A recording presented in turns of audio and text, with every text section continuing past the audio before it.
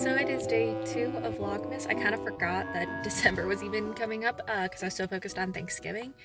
But yeah, so day 2, I didn't record in the morning because I was at my aunt and uncle's house because it was the Saturday after Thanksgiving. But yeah, I am here at the Neely family distillery because I've been working through this passport, and I thought I would show y'all today. It's like 1 o'clock in the afternoon, so y'all haven't missed much. I just went and got breakfast at a Joseph Beth Bank books because they've got a really good cafe. Now I'm here, and y'all will see me the rest of the day. So they don't allow recordings in the building. They do allow photos, so that's why everything is a still here. The first thing I did when I walked in after being almost like aggressively greeted by somebody was get an old fashioned, and this uses their rye bourbon, and I only had one sugar and a little bit of ice.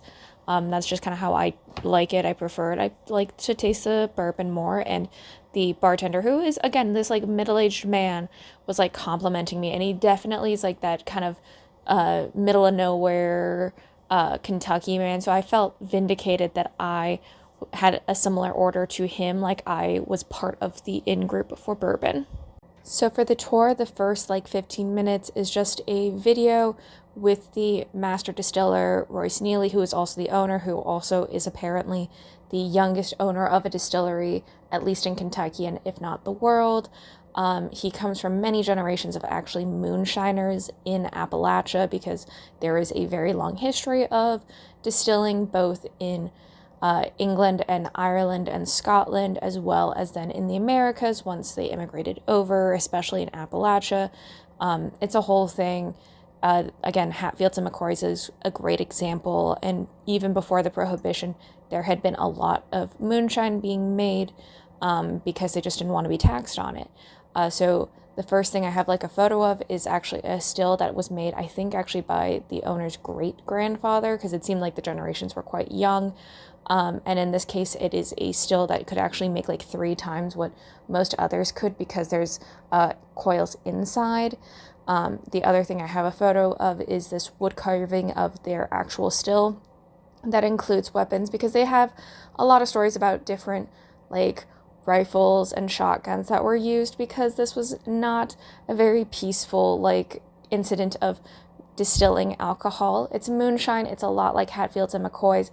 There was a lot of not great things going on with rival distillers. Obviously, I had to get a photo of the distillery cat, although I did not catch his name actually, but he was adorable. So then we went out and braved the cold, and we got to see some of the barrels, and they don't do as many barrels as some of the bigger distilleries. They average about 2 barrels a day, although that of course is skewed because it's usually they will barrel a bunch of barrels at once.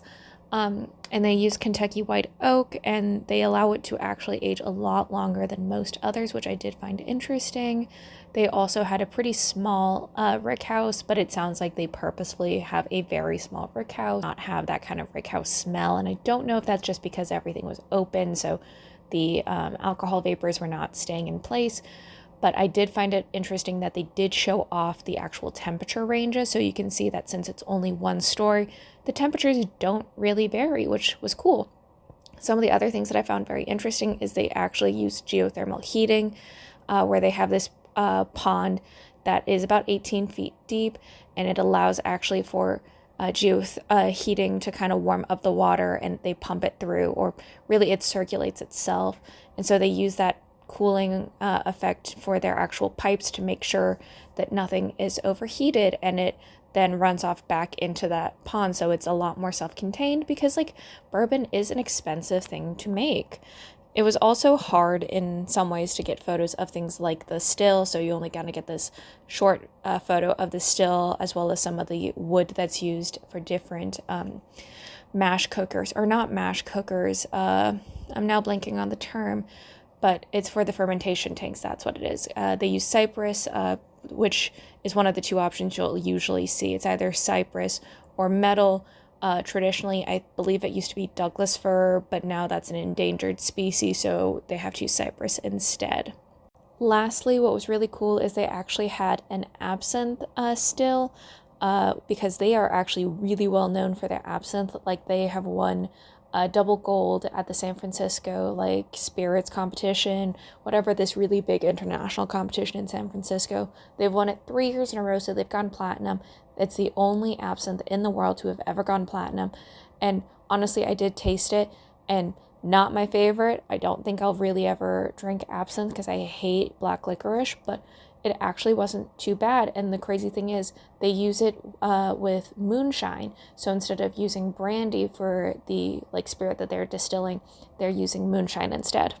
Then we got on to the tasting, which went on for probably an hour because every single note was broken down, except weirdly for the bourbons that were finished in other barrels. That one was just like, hey, they're called Jet Brothers, named after an old distillery, and that was it. But broke down, okay, we had different moonshines. We had the traditional moonshine as well as flavored moonshines, which I don't know the difference between moonshine and what is legally sold because these are being legally sold and being taxed, so don't know.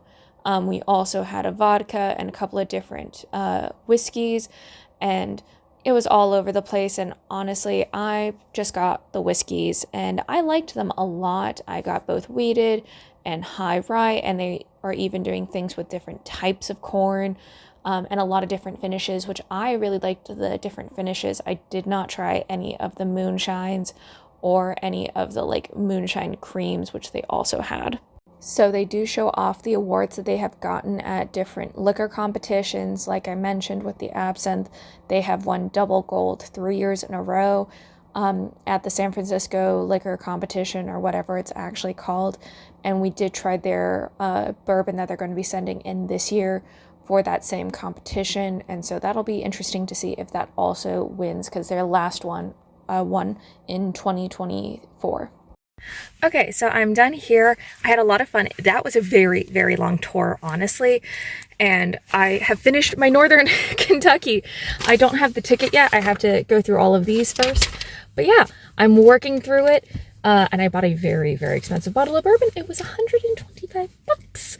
That's going to be my dad's gift, especially if I cannot find the other, what's its face, like, bourbon, like not bourbon, a jacket that he was looking for, because that's the other goal for today, is to do that.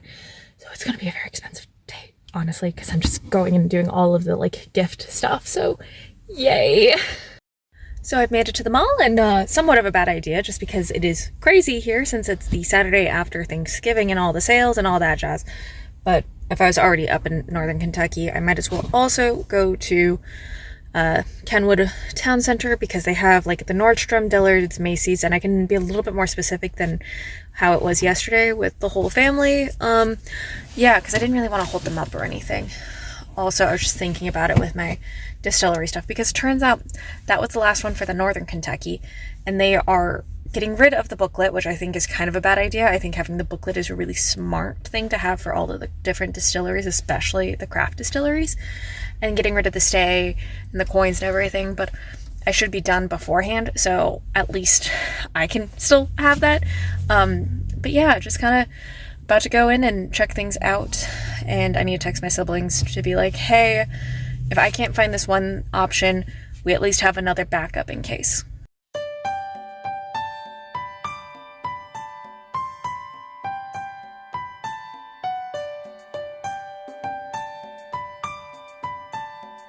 I ended up getting an early dinner at the Nordstrom restaurant, which was a chicken and goat cheese panini with french fries. I did not care for whatever that sauce was that was on the side, but I love to go to Nordstrom to get some sort of meal. It reminds me of when I was little and we'd go get my school shoes at Nordstrom and then go get lunch. So had that sandwich and then a glass of wine that was pretty good.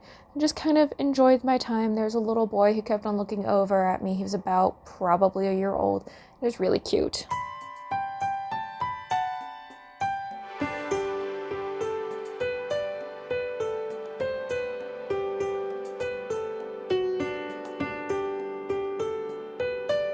So I did get a gift for one of my sisters. Really excited about that. And I have better ideas for things for both my dad and mom. I'm gonna have to coordinate with my siblings more. And in this case also, like, I tried to go to Hot Topic to pick up a gift for a friend. I'm not gonna say what it was exactly because they are probably watching this, but if you can guess who you are, like there was a extra thing that I got reminded of, like when I was there, being like, oh, I meant to also pick this up for a very specific gift. So yeah, the food, delicious. And it was kind of interesting to walk around here. Mostly I got to go to Nordstrom again, which, like, I grew up going to Nordstrom. That's where I always picked up my shoes growing up as a child, and just like walking around and trying to get an idea of the different things. But I was like not able to find exactly. I did appreciate the fact that this place had a L'Occitane store, so I was able to pick up a couple of different things for my sister.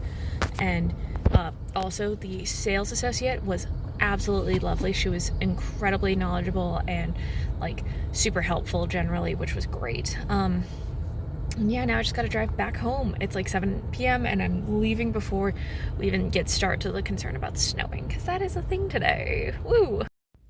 The snow did come down. I didn't avoid it, but at least until I hit the city, it was like really easy. It was not bad at all, so and that was fine. But then once I got to the city, it has been sticking a little bit more than I would like. Not crazy amount, but just enough that it wasn't like immediately melting the second it hit the ground, which it's like, darn it. But I had a feeling this could possibly be the case, since we have had like 3 days of like really cold weather, so the ground is like starting to cool down, so that was my big concern. Okay, so as you can see, I'm home. Not put anything away besides just getting everything out of my car. The biggest thing being the air mattress, because I don't want it to lose its ability to hold air. It has been able to, and that's even with being in the car during like some major cold snaps, but just to be on the safe side. I have not edited any of the videos. I think I'll do that tomorrow morning. But I'm determined to do this. Part of the problem is I just don't have like an intro figured out yet. But yeah, just working through things. I probably will read some fanfic. I've actually started reading like weirdly Jason Todd actually, but he gives the same vibe as most of the other like fan characters that I love, like Bucky, Aemond. Not really Aizawa, but like still, I like big and brooding and possibly with a disability. I don't know what that says about me. I think it's because you get like, you can just be like, no, you're perfect. I don't know. I love stories like that. So, and like the kind of the big tough guy, but heart of gold just for their partner. That's the vibe I love. If you're wondering about how much snow we got, it was not an insignificant amount. I'm trying to be careful not to like show too much of my apartment, but yeah, it was not a small amount, but it was also like not a crazy amount. We'll see how much sticks in the morning. So I have just been reading. I haven't even gotten a shower, but I'll get one in the morning. I'm just ready to curl up and sleep in my own bed, because I haven't done that in like 3 days, which doesn't seem like a lot. But I have spent like the past couple of months being able to sleep in my own bed, when compared to last year, as y'all saw, as I talked about, I didn't get to do that. So yeah, being able to sleep in my own bed has been so great. And now just go and get ready for tomorrow. So I hope y'all liked day 2 of Vlogmas. Please remember to like, comment, share, and subscribe, and I'll see you guys next time. Bye.